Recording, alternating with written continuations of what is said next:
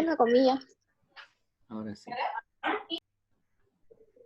Bien, tengan todos ustedes muy buenas tardes. Vamos a empezar con la primera clase, bueno, la primera parte de nuestra clase de hoy, es decir, vamos a tener como siempre 2 conexiones de 40 minutos y bueno, ya estamos prácticamente por culminar la gestión académica del primer semestre, así que la recomendación es que vayan realizando y ejecutando los trabajos prácticos, todo lo que está en plataforma, los foros de participación, y así no van a tener ningún problema en sus calificaciones.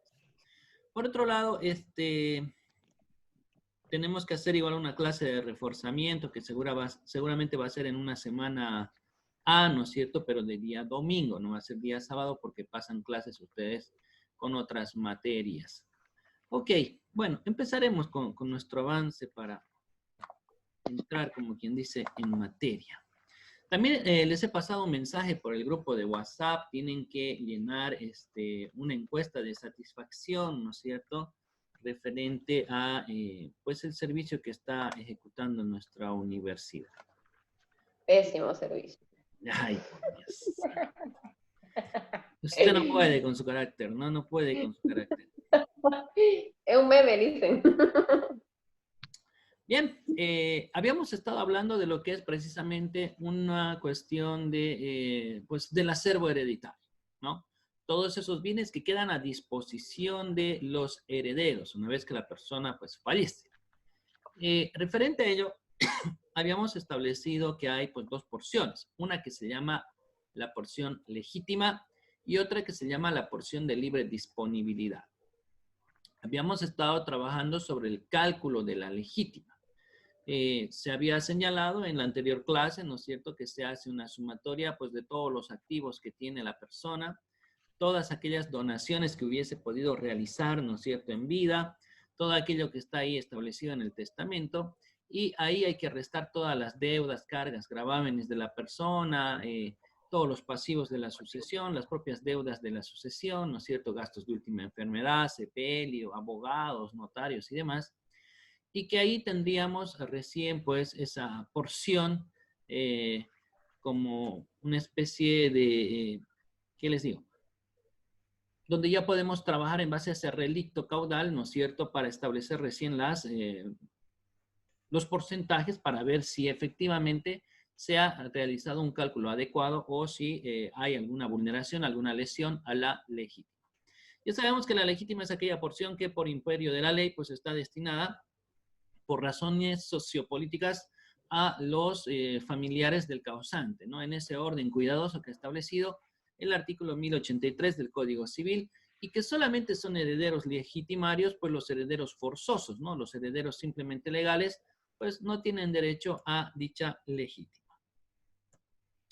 Bien, se entiende, ¿no es cierto?, por deudas, por cargas, todas aquellas que hayan sido producidas en vida o después de la muerte. Por eso hablábamos en algún momento de los gastos de sepelio, los gastos de última enfermedad, de gastos de posiblemente honorarios de peritos, abogados y demás. Los porcentajes de la legítima. Bueno, nuevamente señalar que solamente herederos legitimarios, los que tienen derecho a la legítima, quiere decir, son los herederos forzosos. El resto de los herederos, los simplemente legales, pues no gozan de este beneficio.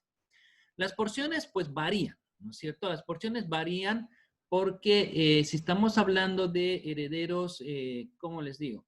Si estamos hablando de descendientes, ya sabemos que es 1/5 parte que va como porción de libre disposición y la legítima estaría compuesta por 4/5 partes.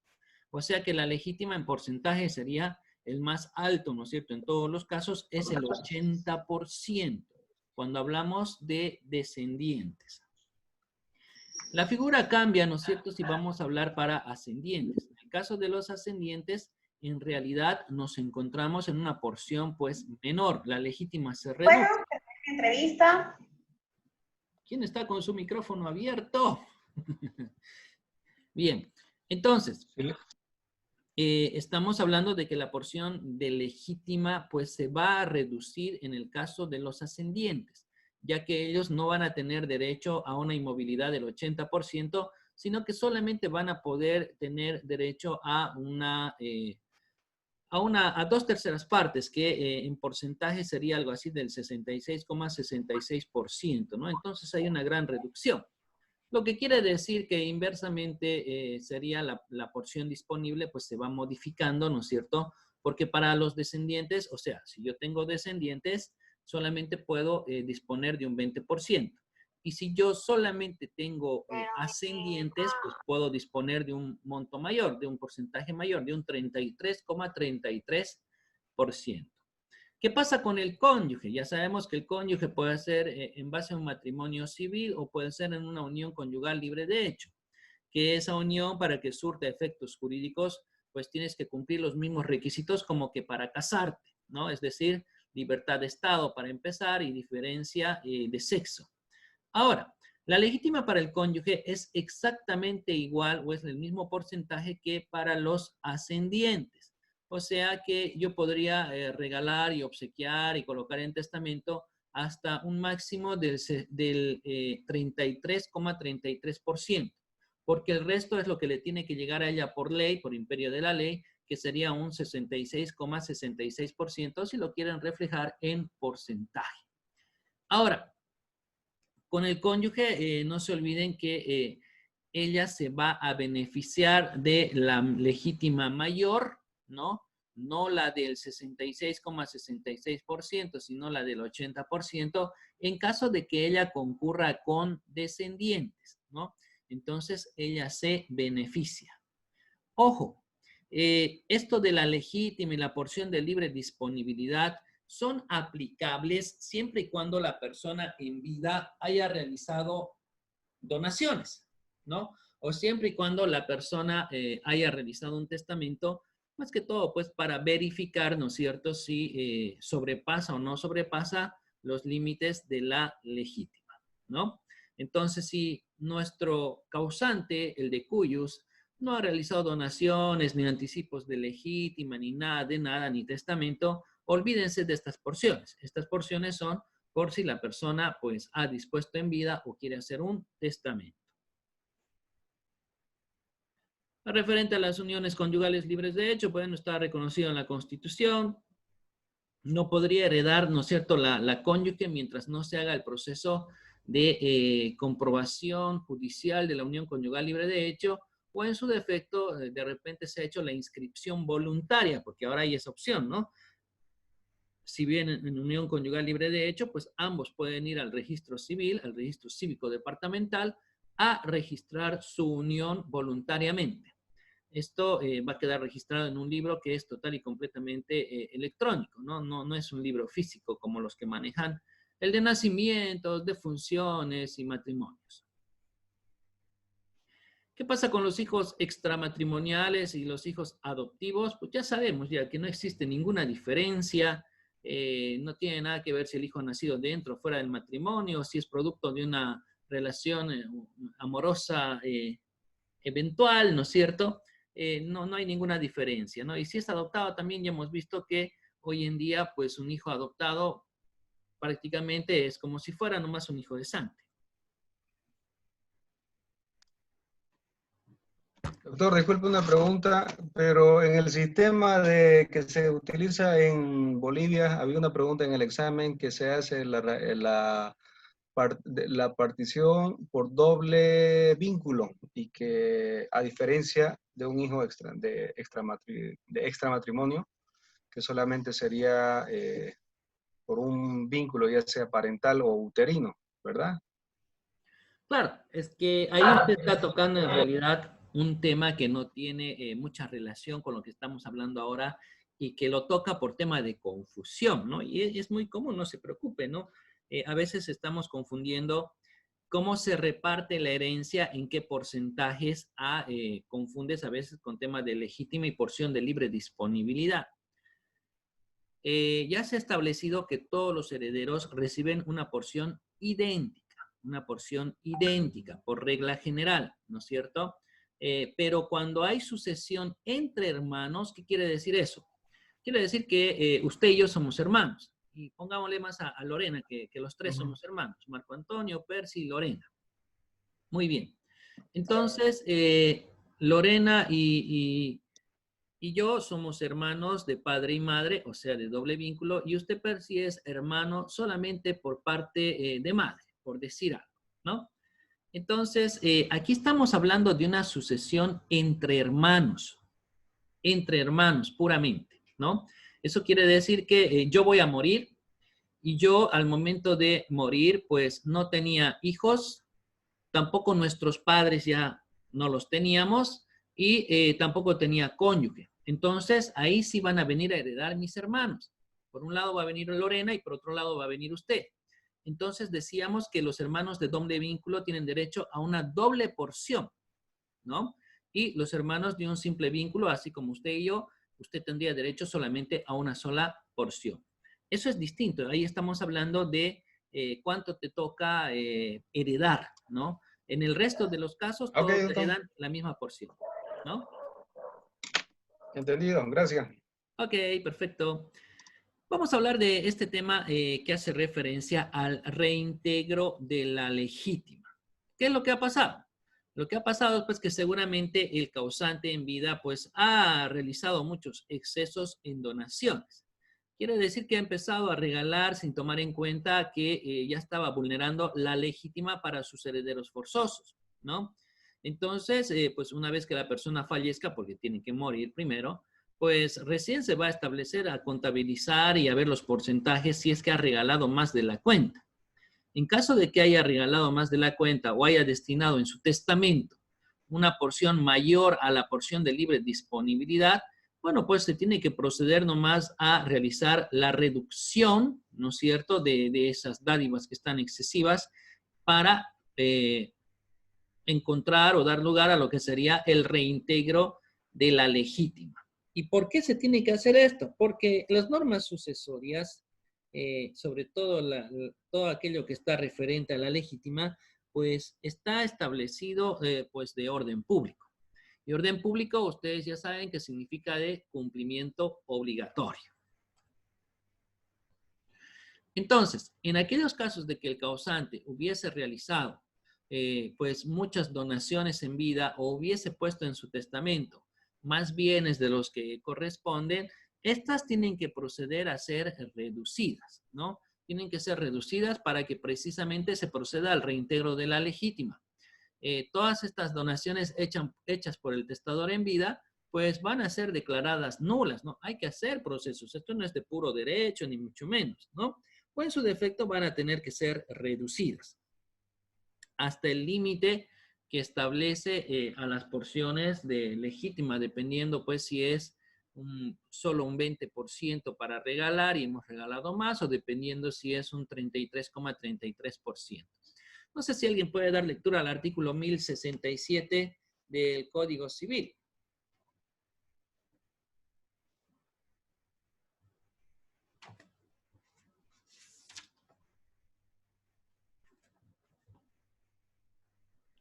Códigos, artículo 1067, por favor, Código Civil.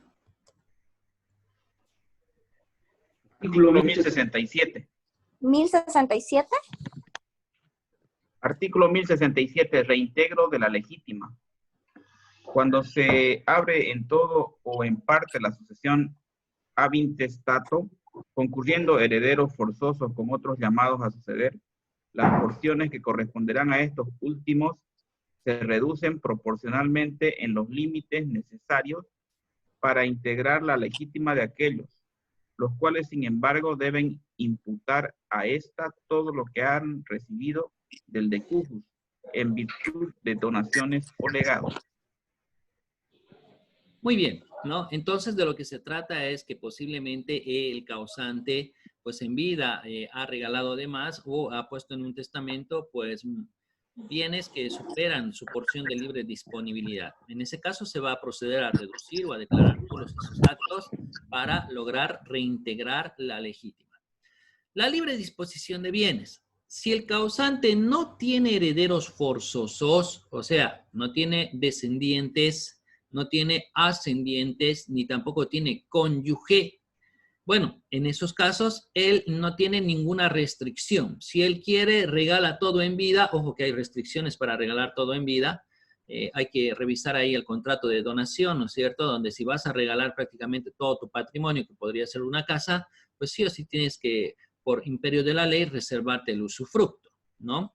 Entonces, si yo no tengo ningún heredero forzoso, no tengo que preocuparme por el 20, por el 33,33%, sino que simple y llanamente yo puedo hacer como quiera, ¿no? Y también, si quiero, puedo hacer un testamento donde destine el 100%, el 90%, el 70% a persona X.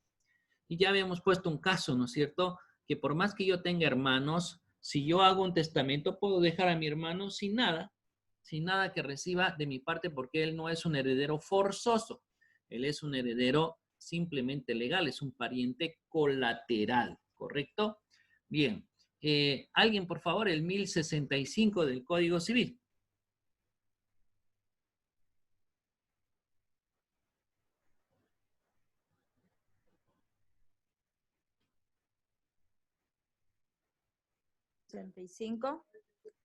Libre disposición de bienes por el de cuyos. Adelante. ¿Se escucha? Sí, perfecto. Ah, ya. No teniendo ningún heredero forzoso, el de cuyos podrá disponer libremente de la totalidad de su patrimonio por aptos entre vivos o en testamento. Muy bien, perfecto. Ni más ni menos que lo que acabamos de señalar. Ahora vamos a hablar de la porción disponible. Una cosa es la legítima, esa porción que por obligación de la ley tú no puedes tocar más allá, ¿no? Y la otra porción es precisamente la porción disponible. Es aquella alícuota parte del patrimonio del causante, el cual él puede adjudicar libremente, ¿no? Eso quiere decir que no necesita tener un vínculo de cognación con algún pariente o familiar al cual lo va a beneficiar. Él, si quiere, beneficia a X, que es una persona que no tiene ninguna relación con él, o si quiere puede mejorar, quién sabe, la alícuota parte de uno de los herederos forzosos, ¿no? En nuestra legislación ya sabemos, existe esa restricción a la libertad de testar, precisamente porque somos partidarios, ¿no es cierto?, de que hay obligaciones sociopolíticas que las cuales tenemos que cumplir, ¿no? Proteger a nuestros familiares, sobre todo a nuestros hijos, padres, por un derecho de retribución. Así que por eso está ese tema, y nuestro socio también, que sería nuestro cónyuge, ¿no es cierto? Por eso es que ellos están dentro de este fenómeno de la sucesión legal, ¿no? De forma obligatoria, sí o sí van a recibir. Muy bien. Entonces, cuando nosotros hablamos de la porción de libre disponibilidad, eso ya queda directamente a el criterio del causante, ¿no? ¿Cómo y a quién lo va a hacer llegar? No hay ninguna restricción al respecto, ¿no es cierto?, sobre esa porción. Bueno, esa porción que está ahí. Ya si rebasa, ¿no es cierto?, tendríamos que ir por la reducción hasta el reintegro de la legítima. Precisamente vamos a hablar de la reducción de la porción disponible. ¿Qué quiere decir eso? Que yo he regalado de más, entonces, ¿qué vamos a hacer en ese caso? Alguien, por favor, el artículo 1068 del Código Civil.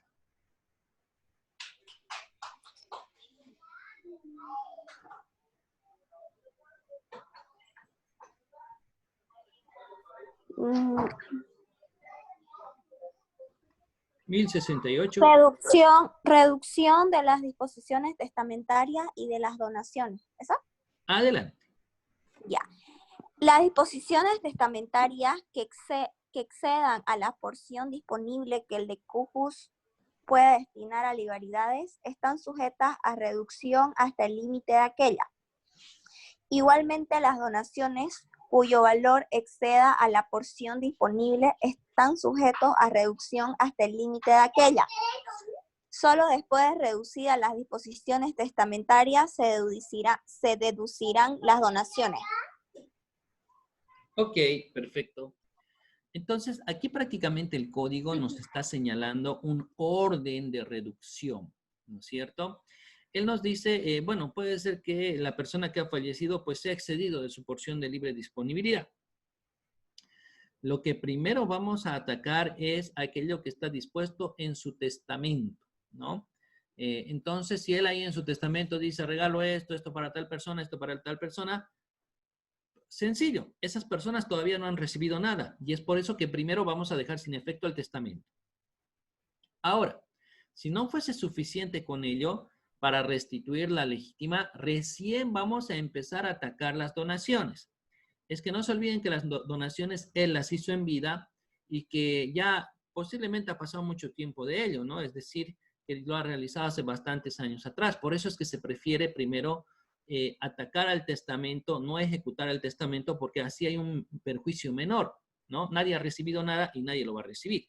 Mientras que si vamos a atacar ya las donaciones, pues ya esos negocios han sido realizados con anterioridad, esas dádivas, y por supuesto que va a ser más complicado pues el tener que atacarlas.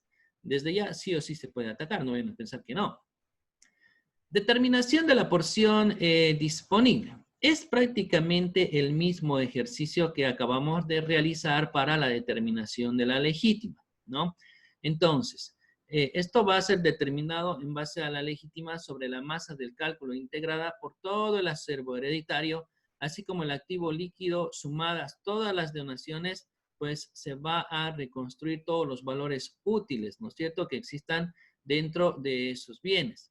Luego de ello, por supuesto que tenemos pues que hacer el cálculo también para restar todas las cargas, gravámenes, deudas que haya dejado el causante, y así vamos a tener, ¿no es cierto?, la porción relicta para que ahí recién podamos aplicar los porcentajes sobre cuánto es lo que había sido la legítima y si ha sido afectada, y sobre a cuánto asciende lo que ha dispuesto de forma libre como parte de su porción de libre disposición, para ver si ha habido una, si se ha excedido o no se ha excedido en ella, ¿no? No sé si alguien puede leer el artículo 1254, Código Civil, artículo 1254.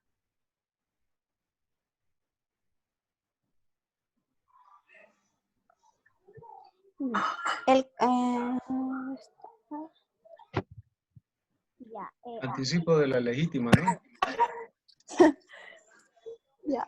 Anticipo de porción hereditaria. ¿Eso? Sí, por favor. Ya. Toda donación hecha a heredero forzoso que concurra a la sucesión del donante importa anticipo de su porción hereditaria, salvo el caso de dispensa a que se refiere el artículo 1255. Me gustaría que lea el 1255 más, por favor, Laida. Ya.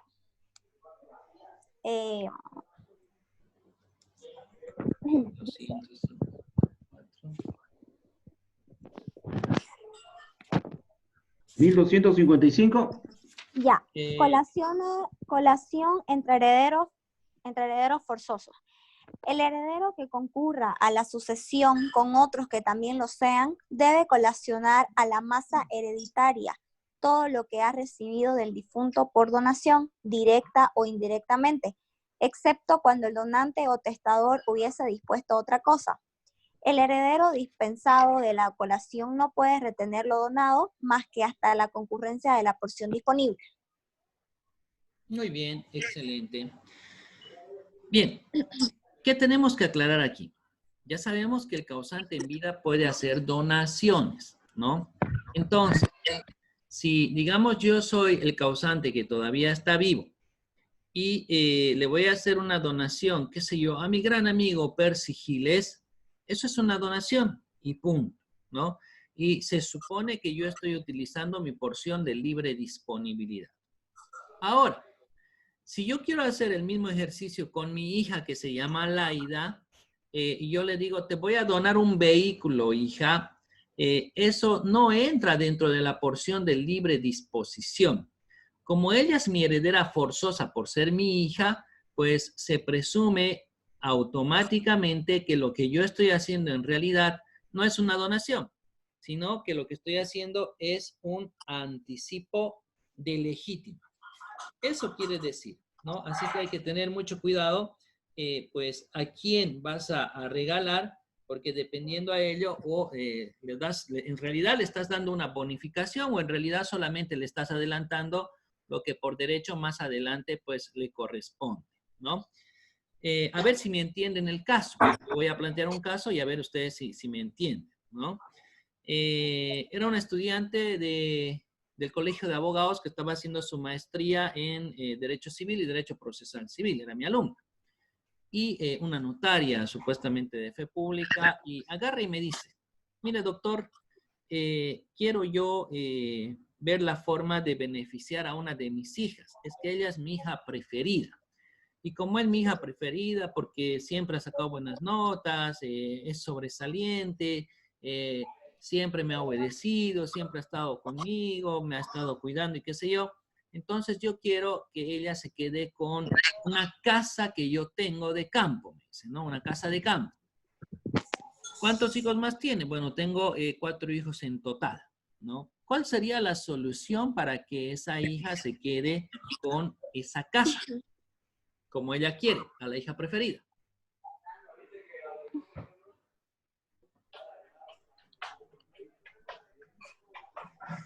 ¿Ideas?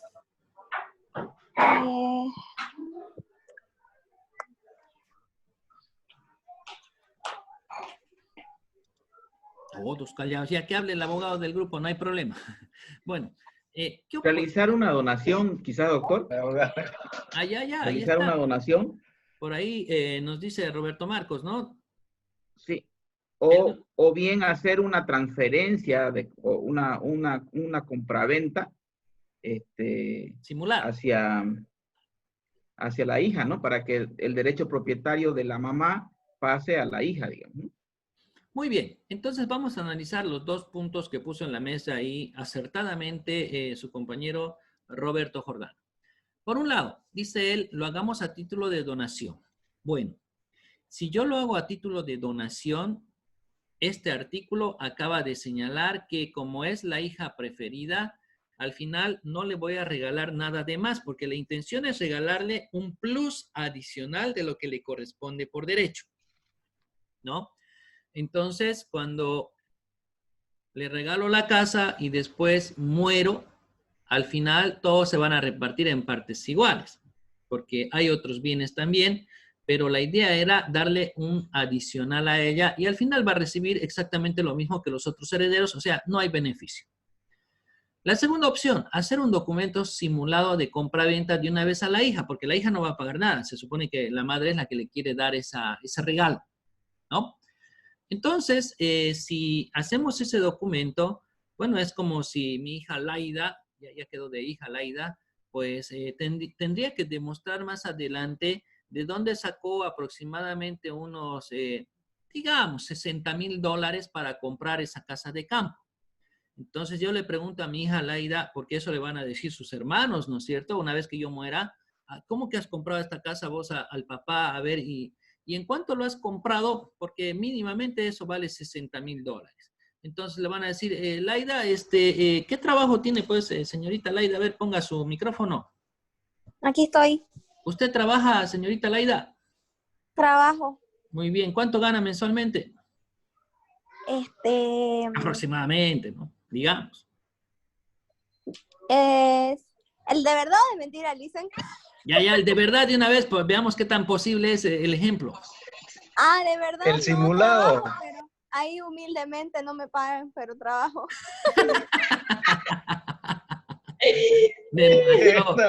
Es vilmente explotada ya. No, descartada. Y la que se mató de risa más fue Lucy Stephanie, claro, es que ella pues es la modelo del curso y entonces seguramente dinero, ¿no? A ver, Lucy Stephanie, ya, usted está de hija, para empezar, ¿cuántos años tiene Lucy Stephanie? Ahí humildemente, digo, Laida, 20. Muy bien, usted tiene 20 años. La pregunta entonces va a ser, y a ver pues, hija, ¿en qué trabajabas tú? ¿Cuánto ganabas mensualmente a ojo de buen cubero? Vendiendo leche se gana bien. De lo que sea que trabaje, pues, ¿cuánto gana mensualmente? A ver. 5,400. Ya, muy bien, 5,400. Y ahora, ¿me puede explicar usted de dónde diablos sacó $60,000 para comprar la casa del papá? Sí, asaltó un banco. Ahí está el tema, ¿no es cierto? Que con el sueldo que ella gana no le da para que se compre ahora mismo una casa en $60,000.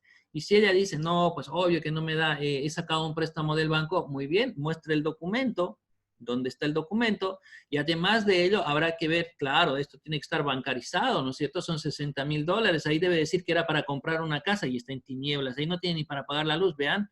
Entonces, también hay que ver, ¿no es cierto? El tema de qué hizo el papá con ese dinero, a qué cuenta paró, en qué la gastó, o compró otra cosa y dónde está esa otra cosa. Por eso les digo, entonces, opción 1, no puede ser donación porque como es hija, es heredera forzosa, se va a considerar anticipo de legítima y al final va a recibir lo que correspondía. Opción 2, no puede ser un documento de compra-venta simulado porque los hermanos van a brincar y van a estar ahí como la pobre Laida y como Lucy que no pueden demostrar, ¿no es cierto?, de dónde han sacado $60,000 si no es más que vale esa casa de campo. Entonces, la tercera opción sería la correcta, pero ¿cuál es? Primero hay que hacerle una pregunta a ella. Y la pregunta sería la siguiente, porque si se acuerdan, era mi alumna que era una notaria de fe pública. Esa casa que usted quiere regalarle a su hija preferida, ¿sobrepasa el 20% del total de su patrimonio? Y entonces es ahí donde ella contesta y dice, no, no, doctor, no sobrepasa el 20% de todo mi patrimonio. Muy bien. Entonces, lo que tenemos que hacer es un testamento.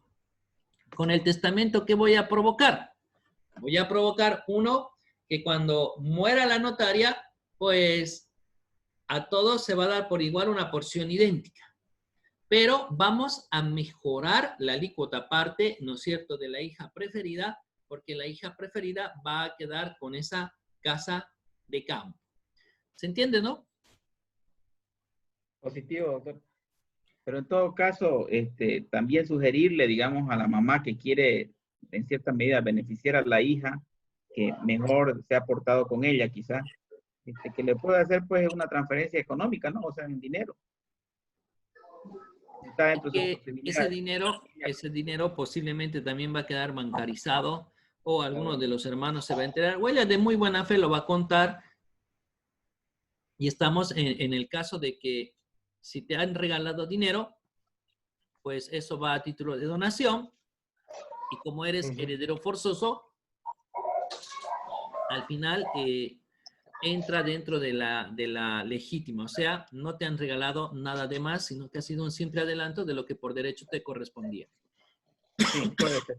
Siempre y cuando, obviamente, haya esa infidelidad en la información, ¿no? Pero porque generalmente, cuando sucede este tipo de casos, hay una especie de secreto entre el que recibe el regalo y el que da el regalo, ¿no? Entonces, es más o menos un acuerdo entre ambos.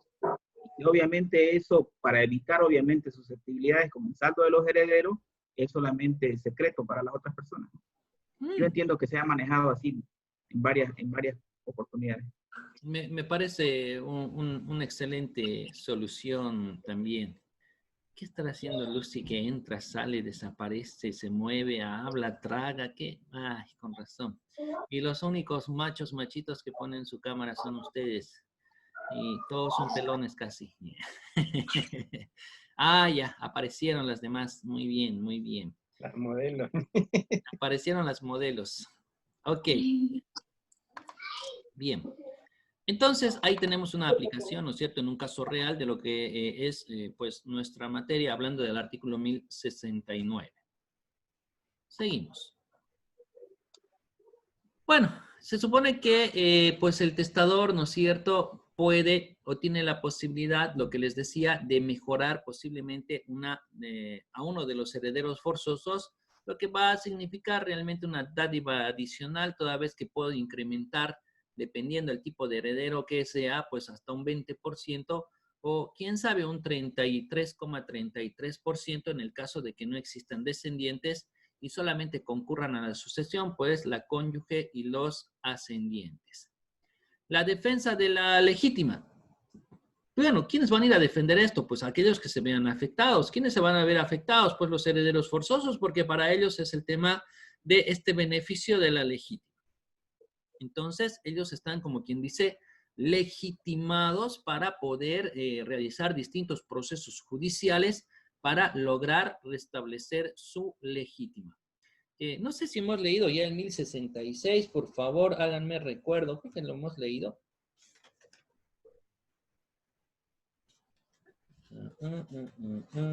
No, no lo hemos leído esa. No, léalo, por favor, si fuera tan amable. Ya. Nulidad de las modificaciones y pactos y de las cargas y condiciones sobre la legítima. Es nula toda disposición testamentaria por la cual se modifica o suprime la legítima de los herederos forzosos o se imponen cargas o condiciones sobre ella. Es igualmente nulo todo contrato celebrado antes de abrirse la sucesión que modifique, suprima o imponga cargas o condiciones a la legítima de los herederos forzosos. Muy bien, excelente. Entonces, ¿de qué estamos hablando? Estamos hablando de que posiblemente el propio causante haya colocado algo